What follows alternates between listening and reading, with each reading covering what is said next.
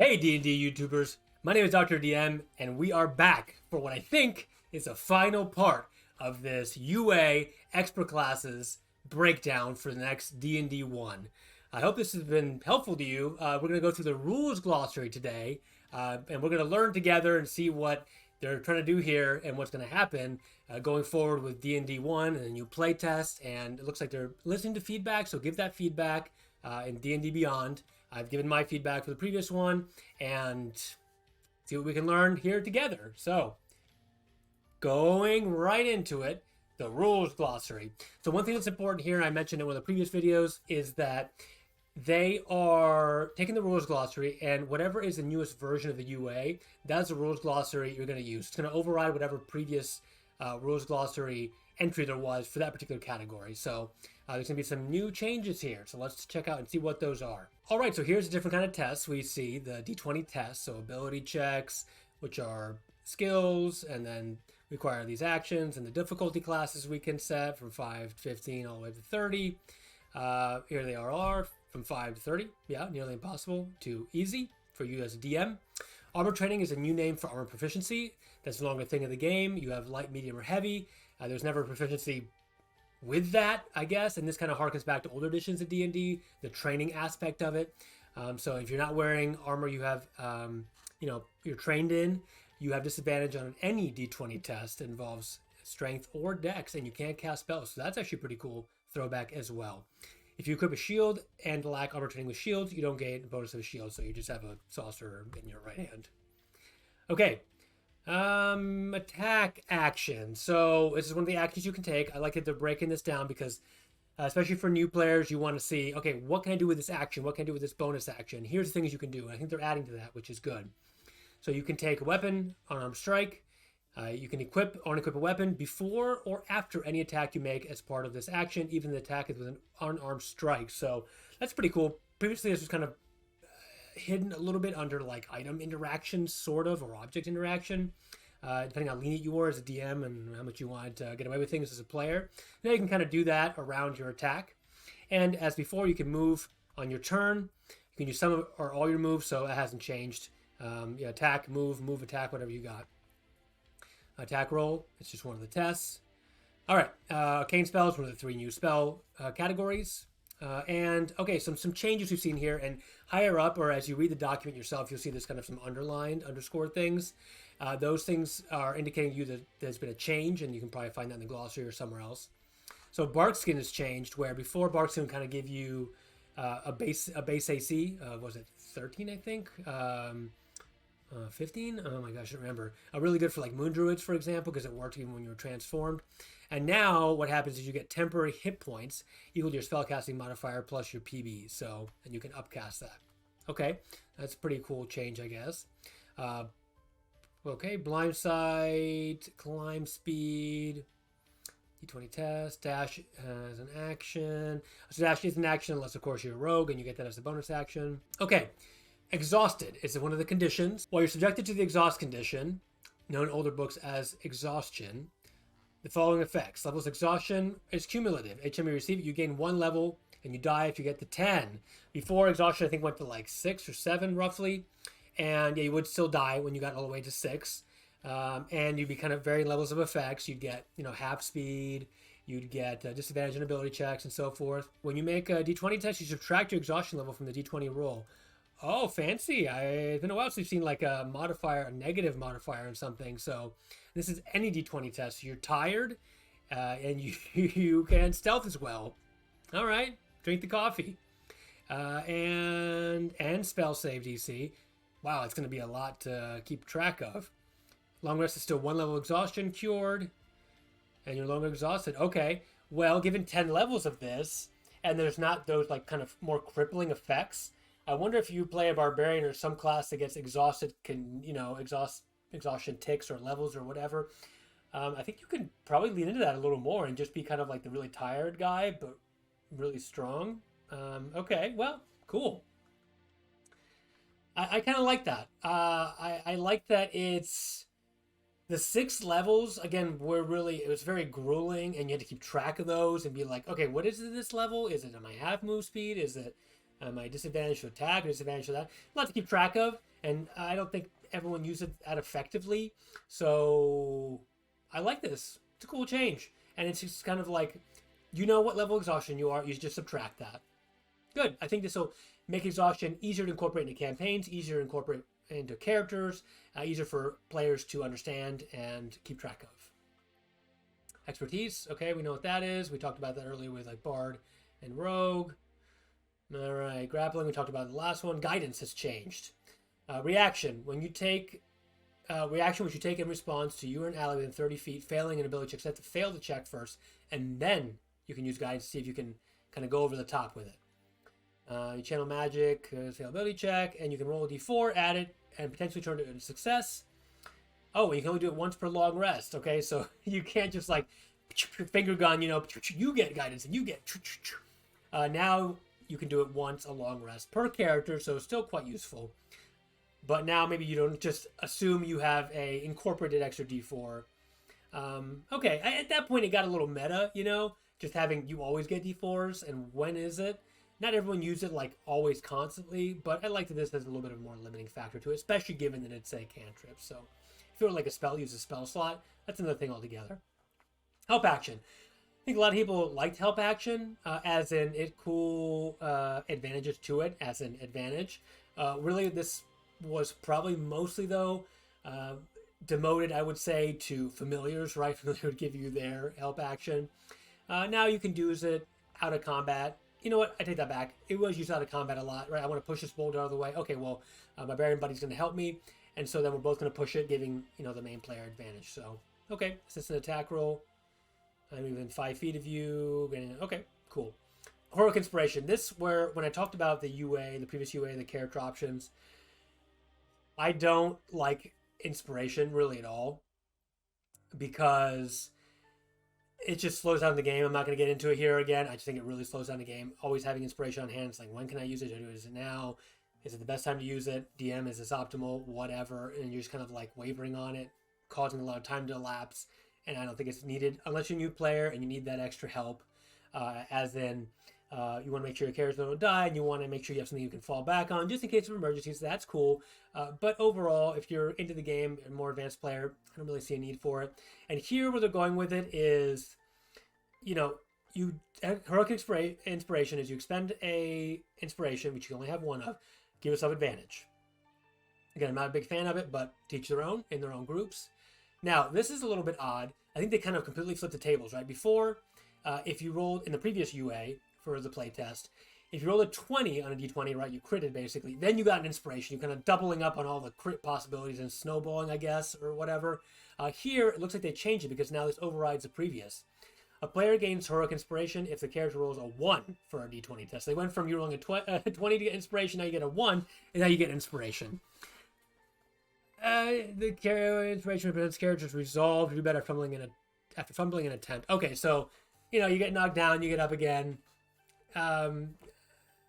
Okay, it seems like, I guess if you get, you know, you get knocked down, if you will, right? Let's take this literally, right? You literally get knocked down by failing an athletic check or whatever, or a dex check.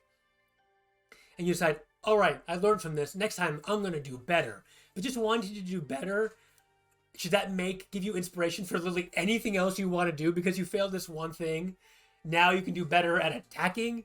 You can do better at jumping over this wall, you know, because last time you didn't speak so well as an NPC. It seems very arbitrary, a little hard to keep track of, and a little bit, I don't know. It's kind of, a character rolls a 1, right? Not only do they fail, and they need to understand that their failure is a 1. It's part of the game. It creates awesome stories, right? It creates really in-depth stories, right? 3-dimensional stories where your characters and the people are not just all perfect, right? They can make mistakes too, just like we can. And that gives a realistic aspect to it. But just saying, oh, that's okay, you failed that, but here's an inspiration to make you feel better. Well, sometimes you just need to feel bad that the action didn't go as you planned, and that's okay. That's part of the game. So having a way to say, I don't know, just, you know, a pat on the back or whatever. Long story short, I'm not for this. I think it's very arbitrary. If you want to make sure everyone feels great, even if they fail, then that's okay. You can do that. I'm not going to use this in my games. I'm not going to do this in my games for sure. So, and only one at a time. All right, the hidden condition. Wow, a lot of text for hidden. It's a condition now. Interesting. You're concealed. You can't be any. If you aren't affected by any effect, requires you to be seen. You're hidden when you roll. Okay, you get advantage. Okay, I think it's just clarifying it. And disadvantage to attack you. Okay. And condition when you attack. So it's a pseudo, like invisibility. All right, cool. Hidden action. All right, unless you're a rogue. You can take this as a bonus action. All right, we're going to get to this thing, which I don't know how I feel about it. Influence. This is an action you can take. So I, as a player, can say, I am taking my action to influence.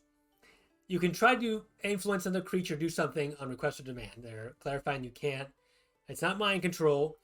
And you can't force the creature to do something that's counter the creature's alignment, or otherwise repugnant to the creature, like jumping off a cliff or something, I assume.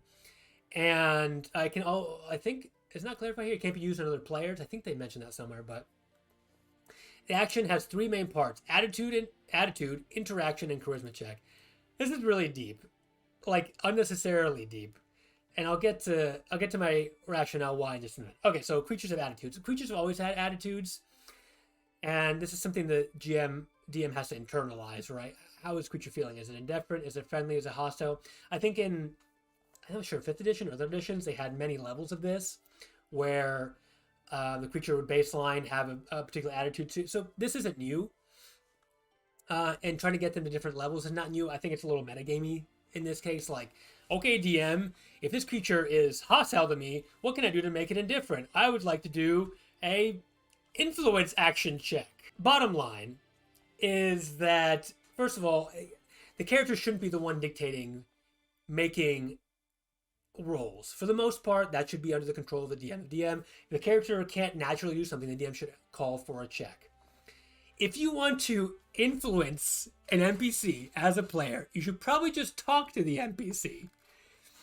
And if you do, and the DM finds that you've made a compelling argument, a compelling case, something you've persuaded them or seduced them or whatever it is, then you can do the thing that makes them change their attitude.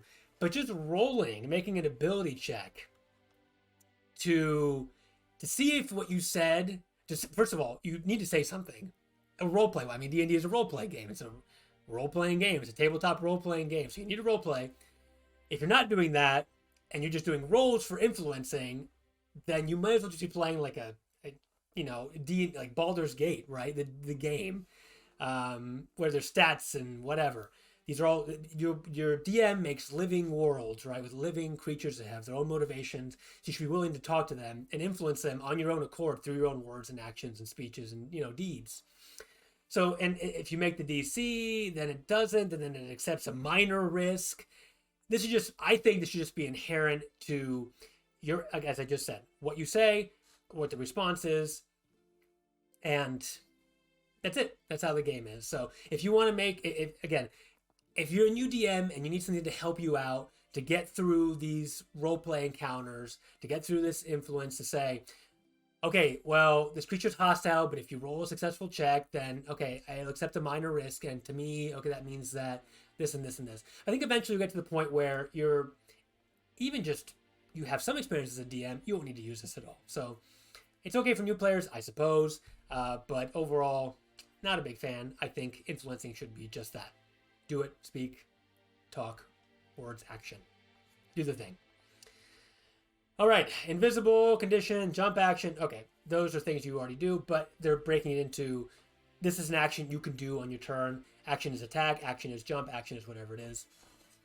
Here we go. This is a big change. Light weapon property. When you take the attack action in your turn, attack with a light weapon, specifically in one hand, you can make an extra attack as part of the same action. Extra attack must be made with a different light weapon in the other hand, and you don't add your ability mod to the extra attack's damage. There are feats to circumvent this, which is good. You can make this extra attack only once in each of your turns. Here's a breakdown. You have attack action, short sword dagger. You can make a second attack. So I mentioned this when I talked about the Bard and the Rogue. If you didn't watch those videos or you haven't looked at UA yet for that part, the idea here is that you don't have to always use your bonus action every single turn to get the second attack, right? Especially rogues and other classes who don't get extra attack action. They needed to have that bonus action freed up. Because I have, rogues and other classes in my campaigns where they're kind of stuck doing, especially once they get to 5th level and more, to keep up with the martial classes or whatever it is, they kind of have to dual wield. In the case of daggers, in the case of rogues, so they don't lose their sneak attack, they have the extra chance to do that. You want to be dual wielding, 2-weapon fighting. So this is a good change. And there's still some caveats to it, but overall, thumbs up to this change. Love it. Long rest was there before. Magic is an action. Okay, I'm just really trying to break it down, make it clear. Moving.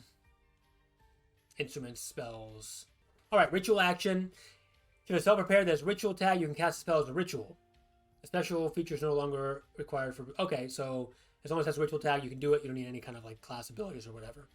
Search is an action. This is a cool throwback. I do like this because unlike the influence action, which I do not like at all, search is something you're actively doing. You can say, you'd always go into a room in old editions of D&D and say, I want to check for traps or look for loot or whatever. Here you're actually doing that. Instead of just saying you're doing that, you can search to do it. Now, you can use various skills to do this, although here it says insight. You can detect a creature's state of mind, creature's ailment. Okay, this is fine. This isn't quite as metagamey because you're just actually asking for what's going on. Insight was always here, so that's not changed. Medicine. Okay, what's up with this creature? Is he what kind of is it a laceration? Is a metal sword gone through their chest or whatever? So, okay, that's fine. Track for food. All right, short sword is now a simple weapon rather than a martial weapon. All right, it's a D6 weapon for D6 damage. So being simple, I think that tracks for this category. And I'm sure the idea here is to put it part of the light category for 2-weapon fighting. So, okay. What's this? Oh, study's a new action as well. So here we go in the study. You take the study action, intelligence check to study your memory, or a book, or a creature, or a clue object. Right, this is good because you would... Sometimes trying to remember, right, we call knowledge or whatever was intelligence check. So just making it clear what you're doing with study. And yeah, that's good. I like this. Arcana, you're looking at spells or magic items or eldritch symbols. History, you're doing... Okay, this is a really good breakdown. I think it's even good for advanced DMs because sometimes we forget what all these skills are good for. And when you call a study check or you call, or a character wants to study something, then you know how to break it down. So, okay. Swim speed, tool proficiency, teleportation. I think it just clarifies you can't be attacked, you can't land on other creature spaces, whatever. Tremor sense, that dwarven ability, and I think some other races get it too. Finally, unarmed strike. I think this was in the previous UA. The base damage, I'm glad they're clarifying this. I think it was somewhere really abstract in the player's handbook. Bludgeoning damage is 1 plus strength. That hasn't changed. When you grapple, 8 plus strength. Okay, so the same change as before. It's no longer athletics, so you can't, bump up those athletics and be like the ultimate grapple master that can never be beat by anybody the DM could ever throw at you. And shove, 5 feet away or prone. Okay, so that's the same, so shoving is still good. Fantastic. So this has been the rules glossary for the new expert classes UA. Some changes here, even from stuff they added the last UA, so I'm assuming they're taking a lot of feedback. And things are going to keep changing and keep evolving here for the next few years, so that's great. So, as far as I understand, they didn't actually incorporate everyone's feedback yet, because the first UA's survey is still open, so this is kind of on their own end. So once they see that feedback, coupled with whatever feedback we're taking from this UA, I think things are going to keep changing and looking like they're getting kind of better overall. I like the buffs to the classes. Some of these role glossaries are good changes. Some of them a little bit suspect. And overall, it's looking good. So it's looking like this D&D 1 is a change in hopefully a better direction. I mean, not a better direction, because 5th edition was great, but a direction that's going to help new players get into the game. It's going to really be good for veterans too. So, all right, bring it. Bring it, Wizards of the Coast. So, any questions about this stuff? Any comments about it? Below. Thank you for watching. See you next time.